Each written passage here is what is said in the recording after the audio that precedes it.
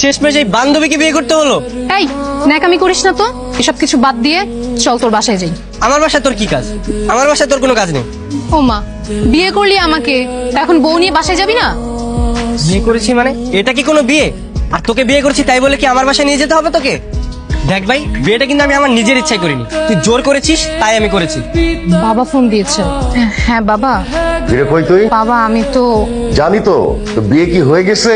হয়ে গেছে। যা হওয়ার হয়ে গেছে, আর মানুষের কাছে জানাজানি হবার আগে বাসায় ফিরে আয়। তোকে নিয়ে যেতে বলেছে। আমাকে বাসায় নিয়ে যেতে বলছে মানে? আমি বাসায় যে কি করবো? তুই তোর বয়ফ্রেন্ডকে নিয়ে যা। বয়ফ্রেন্ড পাবো কই এখন? বিয়ে তো আমার তোর সাথে হয়েছে। আজব, বললে আমার যেতে হবে নাকি? আমি যেতে পারবো না। যেতে পারবি না মানে? ঠিক আছে তাহলে চল তোর বাসায় যাই। আরে আরে না না না না না, আমার বাসায় যেতে হবে না তোর। তোর বাসায় যাবি না, আমার বাসায় যাবি না, তুই যাবিটা কোথায়? চুপচাপ লাগেজটা নে, আমার সাথে চল। ব্যাগ নে।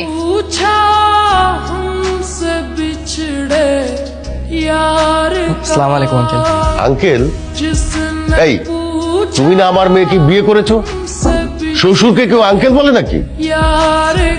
আসলে আঙ্কেল প্রথমবার বিয়ে করেছি তো, পরের বার ঠিক হয়ে যাবে। পরের বার মানে কি? তোমার কি আরেকটা বিয়ে করার শখ আছে? এই তোর জামাই কি বলে রে? না বাবা, ও মজা করছে। ও আসলে একটু মজা করে কথা বলতে পছন্দ করে তো তাই। একবার শুধু এই বাসা থেকে বেরোতে দে, আর জীবনও তোর সামনে আসবো না। সামনে আসবি না মানে?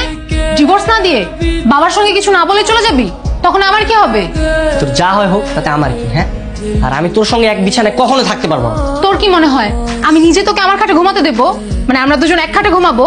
আমি থাকবো বিছানায়, তুই থাকবি মাটিতে। অসম্ভব, আমি মাটিতে থাকতে পারবো না। আমি কেন মাটিতে থাকবো? তুই থাকবি মাটিতে। কারণ রুমটা না আমার, তোর না। তুই তোর বাড়িতে নিয়ে যেতেই, তখন তুই যেখানে ঘুমাতে বলতে আমি সেখানে ঘুমাতাম।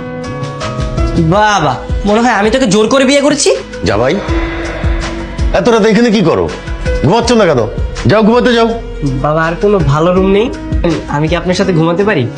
নাজিয়া, আরে তোর জামাইয়ের কি মাথা খারাপ হয়ে গেছে নাকি? কি করেছে?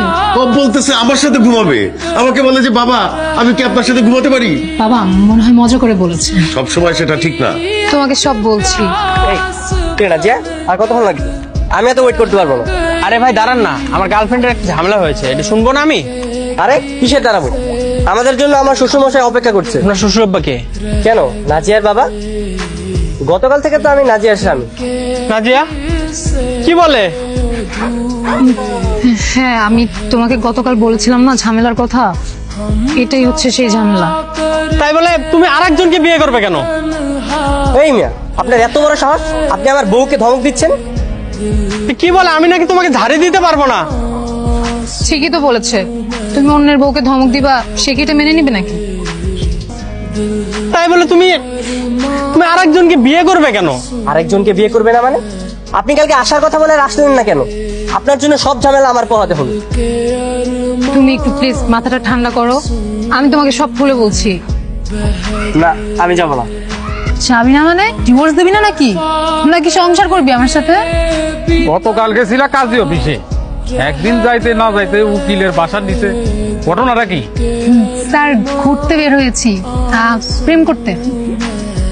প্রেম করতে? বাহ, হানিমুন পিরিয়ড চলতেছে তাই তো? ভালো ভালো। এই মালটা কেটা? স্যার, ও হচ্ছে নাজিয়ার বয়ফ্রেন্ড। বয়ফ্রেন্ড? নাজিয়া, মানে একদিন যাইতে না যাইতেই আপনার ওই বয়ফ্রেন্ড নিয়ে ঘুরে বেড়াইতে হবে? স্যার ও তো এখন আমার ভালো বন্ধু। পৃথিবীটা কত প্র্যাকটিক্যাল হয়ে গেছে। কি ভাই, কষ্ট লাগে? গার্লফ্রেন্ড অন্যের হাত ধরে চলে গেছে, কষ্ট লাগে না? আমারও একটা গার্লফ্রেন্ড ছিল, ও অন্যের হাত ধরে চলে গেছে, আরে কি কষ্ট। আসলে স্যার মানে হঠাৎ করে বিয়েটা হয়ে গেছে তো আমি মানে কোনো কিছু বুঝতেই পারিনি। আমরাও বুঝতে পারি নাই। আসলে হয়েছে কি, গতকালকে এই দুইজনে হোটেলের কেবিনে আমরা সন্দেহজনক অবস্থায় ধরেছি, তারপর বিয়ে পড়াই দিছি। হোটেলে মানে?